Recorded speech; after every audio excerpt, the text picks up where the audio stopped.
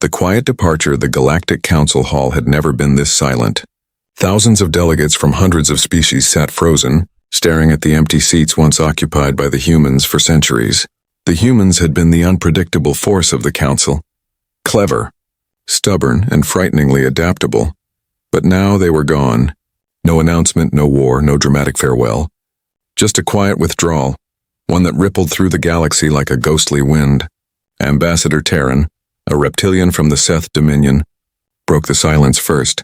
"Perhaps it's for the best," he hissed, his scales twitching nervously. Humans were always unstable. The others nodded, eager to convince themselves of that comforting lie. They didn't notice how the stars beyond their world had dimmed slightly. They didn't realize that the humans' departure had already begun to shift the balance of power. Across 100 worlds, human colonies went dark. Trade routes once protected by Terran patrols lay abandoned. The Orion Gates, those massive wormhole structures powered by human engineering, were suddenly offline. Civilizations that had relied on human technology to thrive now found themselves stranded, panicking and vulnerable. But none of that compared to what came next. Within days, piracy erupted across the Outer Rim. Entire fleets were ambushed by raiders emboldened by humanity's absence. The Council tried to respond, deploying their fleets. But without the Terran intelligence networks and human logistics, their efforts collapsed into chaos on the planet Nerith. A small mining world once protected by Terran Marines, distress calls filled the skies. The miners screamed for help, but no one answered. One old man looked up at the empty sky and whispered, "They're not coming, are they?" No one answered him either. Meanwhile, far beyond the Council's sensors, humanity watched. From the dark edge of the Perseus Arm, vast fleets lay hidden, silent, cold, and waiting. Earth had not abandoned the galaxy. They had simply withdrawn to observe, to learn, and to prepare. Admiral Kira Holt stood aboard the dreadnought Soul's End, gazing at the holographic projections of the collapsing Council systems. Her voice was calm, yet laced with sorrow. "They mocked our warnings," she said quietly. "They believed peace meant safety." Her second-in-command frowned. "Do we intervene?" Kira shook her head. "No, not yet. They must understand what they've lost before they'll listen again." And so, humanity waited, silent as the void, watching as the galaxy they once held together began to unravel. The Council would soon learn that arrogance always comes with a price. And that silence, when it comes from humanity, means something far worse than anger: the shattered balance. The once glorious Galactic Council had become a theater of confusion. Every transmission echoed fear. Every meeting dissolved into accusation. World after world sent distress signals, pirates, rebellions, economic collapse, but no one answered in time. Without human stabilizers, the great galactic machine had begun to crumble piece by piece. The Ruvani Consortium lost 3 trade moons in a single week. The Caloran Republic declared martial law after half its fleet vanished near the Terran Gate. And the proud Seth Dominion, once boasting about their superiority over humanity, now begged for assistance they no longer deserved. But no reply ever came. The humans had walked away, and the galaxy was discovering what that silence truly meant. Ambassador Terran stared at the empty human chair again, the same one he had mocked months earlier. He remembered laughing when humanity left, calling them dramatic emotional creatures now, as reports of planetary starvation and shipyard sabotage crossed his desk. His hands trembled, even the air of the Council felt heavier, colder. Something unseen was watching, judging. "Perhaps we should contact them," a timid voice suggested. It was the Varelian delegate, her translucent skin glowing dimly. "After everything we said?" Terran snapped. "After we accused them of manipulating trade routes? After we denied them aid when Sol burned?" The chamber went silent again. No one wanted to admit it, but they all knew it was true. They had treated humanity like tools, and now the tools were gone. Far beyond the core worlds, on a quiet moon orbiting the gas giant Mir, a human listening post remained active. Operative Lena Cade adjusted her sensors, watching Council traffic collapse into chaos. She sighed softly, whispering to the empty room. "They're finally learning." Behind her, screens flickered with thousands of intercepted messages. Please, threats and fear, all ignored. The Terran Intelligence Directorate recorded everything. Earth was silent, but it was not blind. Deep within the Terran command sphere, hidden beneath the ice crust of Europa, A council of admirals stood before a vast holographic projection of the galaxy. Red zones blinked everywhere, representing chaos and collapse. Admiral Holt entered the room, her uniform pristine, her eyes cold and focused. "They're tearing themselves apart faster than expected," one officer reported. Holt nodded slowly. "They depended on us for everything, security, communication power." She turned to the others. "Now they understand dependence breeds weakness. Should we intervene, Admiral?" Another asked cautiously. Holt paused, then replied, "Not yet. Not until the proud finally ask for help." Her words echoed like a quiet thunder across the command chamber. Meanwhile, the common people of the galaxy suffered most. On distant colony worlds, children asked their parents why no Terran ships came anymore. Old veterans told stories of the days when humans stood beside them, when pirates vanished at the sight of Terran banners, and every night as the stars flickered dimmer, the same question spread like a virus: where did the humans go?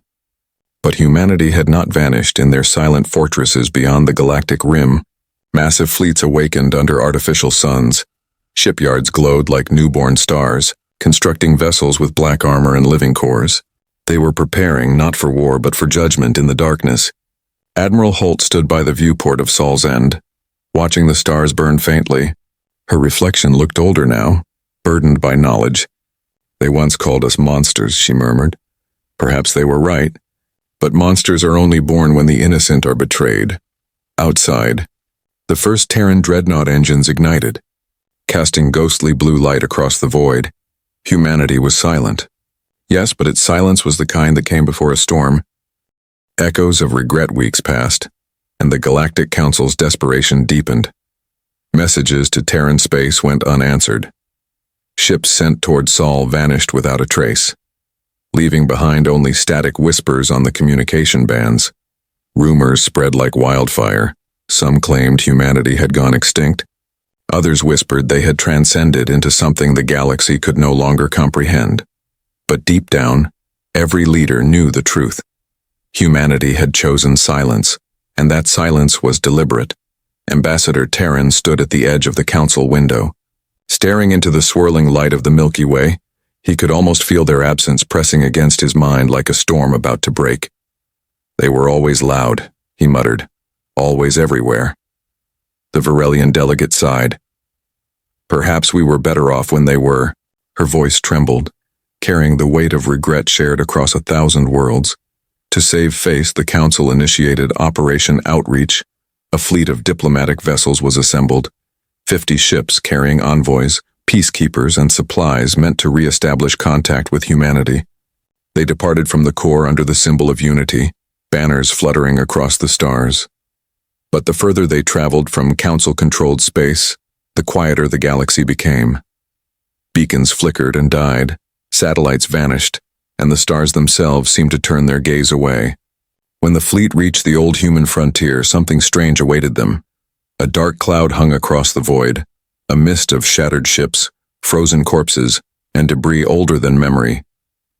The commander of the expedition, Admiral Thiraval, stared in disbelief.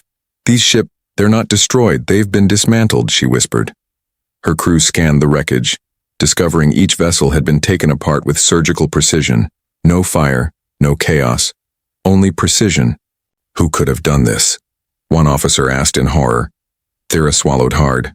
Only humans could dismantle a fleet without a single explosion. Beyond the wreck field, an ancient relay blinked to life. It was Terran, old, forgotten, and covered in frost. When the signal came through, it was a human voice, calm and cold. "This is Terran Command. You are trespassing in restricted space." The council ships froze, their captains exchanging nervous glances. "This is Admiral Thiraval of the Galactic Council. We come in peace," she replied. The voice didn't respond immediately. When it did, the tone was different, sad, distant. "You come in peace now, after centuries of mockery, betrayal, and arrogance." Her screen flickered, revealing the shadowed outline of Admiral Kira Holt. Her eyes sharp as the void itself. "Humanity warned you," Holt said softly. "You called us warmongers, manipulators, parasites of peace." Thira's throat tightened. "We were wrong." Holt's image leaned closer. Yes, you were. Behind her, the outlines of massive Terran dreadnoughts came into view, each one like a floating mountain of black steel and fire. They filled the screen, stretching into infinity, their presence heavy and silent. You left us to burn, Holt continued. When our colonies fell, when our people starved, you turned away. Her voice was steady, but grief echoed beneath every word. Now, we simply returned the favor. The transmission cut off, and the Terran relay went dark once more. Moments later, the Council fleet detected dozens of massive energy readings behind them. Not from Terran ships, but from the systems they had just left. One by one, their communication relays began to explode, their escape routes vanishing in waves of fire. On the Council homeworld, panic erupted as their diplomats went silent. The leaders screamed for answers, but none came. For the first time in galactic history, the mighty Council understood helplessness. They had played games with humanity's patience for centuries. Now they faced the echoes of their own arrogance. And somewhere beyond the darkened stars, Earth remained unseen. But watching, always watching, the silent judgment. The galaxy trembled under the weight of uncertainty. No new messages came from the lost diplomatic fleet. No wreckage, no survivors, only silence. The Galactic Council, once a symbol of unity and authority, now resembled a cornered animal. Frightened, fractured, desperate, each member world began fortifying its own borders, turning inward, fearing that the humans might return not as allies but as executioners. In the Grand Chamber, Ambassador Terran faced the Council leaders, his voice shaking. We must send another envoy or everything we've built will fall apart. But his words met only silence. The Varelian delegate whispered, You don't understand. They're not ignoring us. They're judging us. Her translucent eyes glowed faintly with fear. They waited centuries for this moment, she added, and now they're deciding if we deserve to exist. Far beyond the Council's reach, deep in Terran-controlled space, the truth unfolded. Humanity had never vanished. They had evolved, reorganized, and built something far beyond the Council's comprehension. The Terran Continuum, a civilization unified under one purpose, balance through observation, not domination. Their fleets stretched across uncharted regions, guided by AI minds and human captains who spoke in silence and strategy. Admiral Kira Holt stood in the command hall of Sol's End, surrounded by holographic projections of Council distress zones. Each glowing red sector represented a world collapsing under its own corruption. Should we intervene? Her aide asked quietly. Holt's gaze remained fixed on the maps. No, she said calmly. They must face the truth of their arrogance. Only through suffering will they understand peace. But humanity's silence wasn't born of hatred. It was born of wisdom. For centuries, they had tried diplomacy, compassion, and compromise. Each attempt had been mocked, each effort twisted. Now they had learned the one language the galaxy never ignored. Consequences, meanwhile. On the Council's capital world, riots erupted. Entire populations turned against their leaders, blaming them for the chaos.